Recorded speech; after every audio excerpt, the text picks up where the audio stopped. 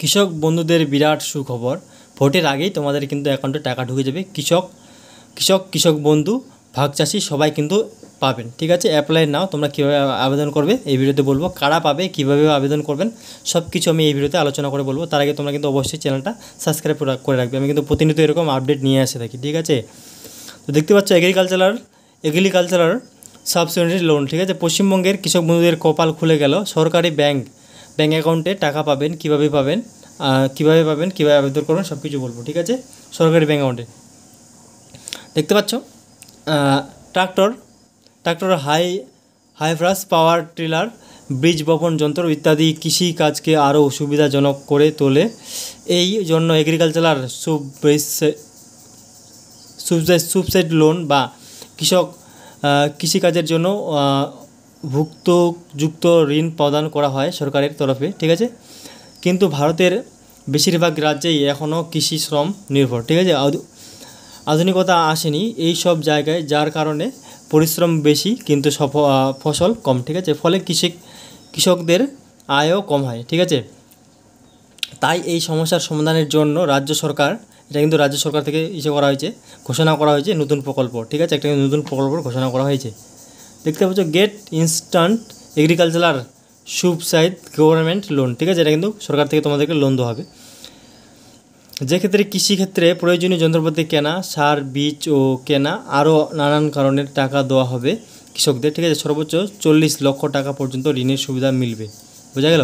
এছাড়াও এই সব জিনিস ক্রয়ের উপর 16 লক্ষ টাকা পর্যন্ত এগ্রিকালচারাল সাবসিডি দেওয়া হবে বলে জানিয়েছে রাজ্য সরকার কৃষকদের। ঠিক আছে, যে কোনো দরিদ্র চাষি হোক বা কিংবা ভাগ চাষি সকলে এই প্রকল্পের মাধ্যমে সুবিধা লাভ করতে পারবে।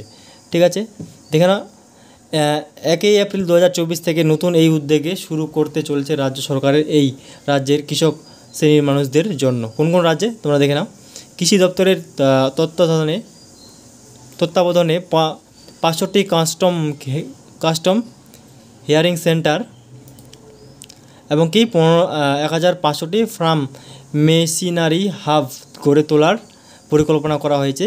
প্রযুক্তির মাধ্যমে চারা গাছ রোপণ, সার, কীটনাশক ছাড়ার কৃষি যন্ত্রপাতি সরবরাহ সবই করা হবে। ঠিক আছে, কাস্টম হেয়ারিং ও ফার্মিং মেশিনারি হাব গড়ে তুলতে প্রায় 450 কোটি টাকা খরচ হবে বলে জানানো যাচ্ছে। ঠিক আছে, গত 2014 সালেই রাজ্য সরকারের সিদ্ধান্ত নিয়েছিল রাজ্যে বেশি কিছু কাস্টম হেয়ারিং সেন্টার এবং ফার্ম মেশিনারি হাব তৈরি করার, যার মধ্যে 228টি কাস্টম হেয়ারিং সেন্টার গঠন করা হয়। তখন নতুন সব প্রযুক্তি ব্যবহার করে ড্রোনের মাধ্যমে কীটনাশক ছড়ানো থেকে শুরু করে মেশিন দিয়ে চারা রোপণ করা, ধান বা গম ছড়ানো ইত্যাদি কাজের সাহায্যে এইগুলি। ঠিক আছে, কৃষকরা সহজেই এই সমস্ত স্টেশনারিগুলি থেকে tractor, power tiller, solar pump, mini ডাল মিল, তেল মিল, বীজ ড্রিল, তারপরে থেসার, ঠিক আছে, স্প্রেয়ার, কম্বাইন, হারভেস্টার, রোটাভেট ইত্যাদি ন্যায্য মূল্যে ভাড়া নিতে পারবেন। ঠিক আছে, এই কাস্টম হেয়ারিং সেন্টারগুলি তৈরি করতে প্রচুর খরচ হচ্ছিল রাজ্য সরকারের। এই কারণেই এরপরে এই প্রকল্প এগিয়ে নিয়ে যাওয়া যায়নি। ঠিক আছে, কিন্তু সম্প্রতি মুখ্যমন্ত্রী ঘোষণা করেছেন একে আবার নতুনভাবে শুরু করার। ঠিক আছে, যেখানে রাজ্য সরকারের ন্যায় বরং কোনো কৃষক বা কৃষক গঠনের তরফে থেকে একই হেয়ারিং সেন্টারগুলি তৈরি করা হবে। রাজ্য সরকারের অবশ্যই কৃষকদের জন্য ঋণ প্রদান করবে। ঠিক আছে, কিন্তু পুরো খরচা বহন করবে না। ঠিক আছে, তোমাদের কিন্তু রাজ্য সরকার কিন্তু কৃষক ঋণ দিবে, কিন্তু তার জন্য কি রাজ্য সরকার অবশ্যই কৃষকদের জন্য ঋণ প্রদান করবে, কিন্তু পুরো খরচ বহন করবে না। ঠিক আছে, ওয়াশ হাউস তৈরি, যন্ত্রপাতি কেনা এবং অন্যান্য জিনিস ক্রয় করার জন্য সর্বোচ্চ 40 লক্ষ টাকা ঋণ পাওয়া যাবে। ঠিক আছে, তারপর কি বলছে দেখে নাও।